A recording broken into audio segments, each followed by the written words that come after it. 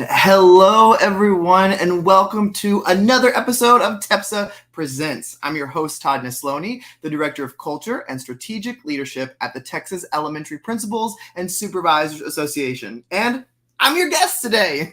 You get to spend a couple of minutes with me. We are recording this on a Saturday morning, so if you have joined me this Saturday morning, thank you. If you're listening to this recording, whether through video or on our podcast, we thank you as well. So we have started a series this month of giving you previews of different sessions that are going to be taking place at our Assistant Principals Conference next month in October in Austin, Texas. We had Valerie Walker on last week showing some great resources for assistant principals. And this week, I'm going to be talking a little bit about my session and giving you a couple of takeaways today on how to build family and community engagement. Now, this is not a topic unique to assistant principals, but it's definitely a topic that we think needed to be at the conference. And it's not still too late for you to sign up for the assistant principal conference if you're interested. And tip, you don't have to be an assistant principal to attend the conference.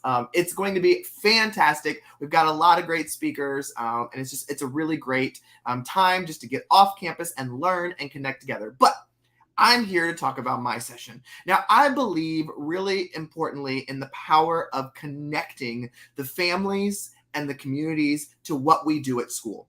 We are all in education, and we know that the work that we do at our schools every day cannot be done alone. We know how important it is to get families and the community involved in what's happening on our campuses. Now, there's several reasons for that. One, obviously, is the more hands, the better in helping kids get where they need to be. But the second reason why I love really involving the family and the community is it allows them an insight into the campus to see kind of what we're doing. And so that way they believe in our message more and help us out when we need help even more.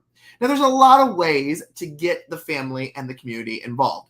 I'm not going to give them all to you right here. You've got to come to the conference if you want to hear those. But I'll give you two tips today.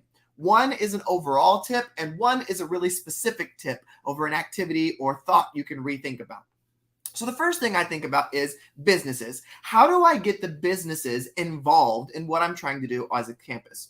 Now, there were times where I would advertise things like, hey, anybody's invited, anybody can come, and people just didn't show up the way that I wanted them to. So one of my favorite things to do, now, obviously, I was in small town Texas. So if you live in a much bigger metropolitan area, this may be a little bit more difficult, but you can still make it work. Remember, we don't make excuses.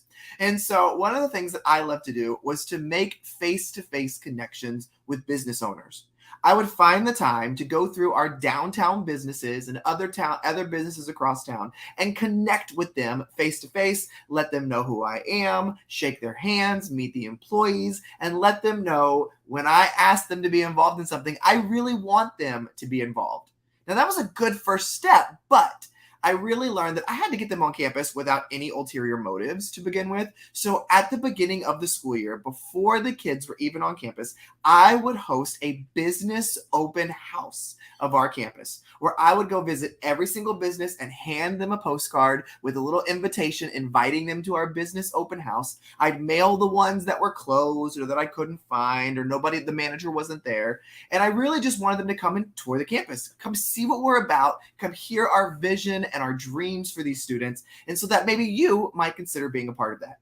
And it was the coolest thing to walk the mayor through the halls of our school, to walk the fire chief and his whole crew as they rolled up in their fire truck, but to give them a taste of what we had planned for that school year. Now, you can do this any time of the year, just like you do any other open house. And you don't even have to have any of your teachers there to make this work. It's a matter of getting them into the school building. Because what I found is once they enter those school walls and once they hear your dreams for your students, they come up with some incredible ways that they want to be involved in what you're doing.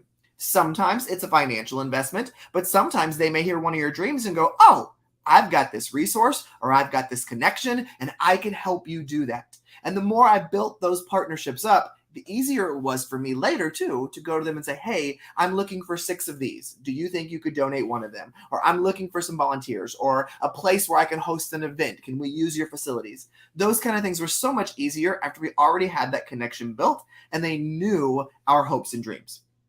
Now, the other tip I would like to give you during this brief TEPSA Presents is to think about the events that you already hold on campus and reconsider the titles that you have for those events. Now, what do I mean by that? Well, sometimes as educators, we title events things that exclude others without us even meaning to. Now, hear me out. Let me give you an example. One of the things that I used to always do as a teacher and as a school administrator was we did Muffins with Mom. And I always thought it was such a great event. I loved it so much. I mean, I grew up really close to my mother, so I know she would have been at that event. And I loved doing it and seeing all the smiling faces until one year, somebody, when I was principal, a grandmother came to me and she said, I want you to know, I love that y'all do this Muffins with Moms. She said, but it is the number one day of the year that I hate at this school. And I was like, oh my goodness, why? Like, what's the deal? And she said, I got to take my grandson. I've raised him since he was born. Mom's not in the picture. And every single time Muffins with Moms comes around, he just bawls his eyes out because his mom can't be there. And I said, well, you're invited too. And she said, no. It's called Muffins with Mom. I'm not his mom. And I know if I show up, the other ladies there will look at me, talk about why I'm there. And I don't feel like I'm a part of it. And I thought, we had such good intentions with this event, but we were leaving out people. And it's not this, I want you to hear me, that this idea is not everybody has to be involved with everything. I'm not saying that. But maybe we can retitle it, because I know a lot of schools also do Donuts with Dad. And when I started thinking about this, I thought, oh my goodness, that was a day that I hated as a kid because my dad would have never come. And I remember those events and being one of the kids sitting off to the side, not having an adult there, and how it felt and how I held this grudge against that day. And I don't know why I had never connected those things before. But as a principal, when this grandmother told me that, I thought, I can do better. We can do better as school leaders to make sure that family engagement increases. And the first thing we can do is just change the titles. So instead of Donuts with Dad, we do Donuts with Dudes. And we invite any of the men in those kids' lives. Instead of Grandparents' Day, we do Grand Friends' Day. And we invite anybody who's a grand friend in that kid's life to come and be celebrated. So those traditional people of the father or the grandparent or the mother can still come and be a part of it. And we're not eliminating anything. We just changed the name of it so that we could allow people to feel more included, to feel like it was something that they could be a part of. And so even if it's Muffins with My Best Friend or whatever you want to call it instead of Muffins with Mom, I encourage you to rethink those titles. Now, I've got like 20 ideas that I'm going to be sharing in the hour that I have with assistant principals at the Assistant Principal Conference in October. And you've got to sign up to be there. Just go to TEPSA.org. You can find the event. You can sign up whether you are an instructional aide, an AP, an aspiring administrator, a principal, a superintendent. It doesn't matter what your role is. You are invited to the Assistant Principals Conference in Austin, Texas. You can join me, Dan St. Romain, Gordon Butler, our Assistant Principal of the Year, Rachel Corbin, and more, including the latest legal updates from Kevin Lungwitz.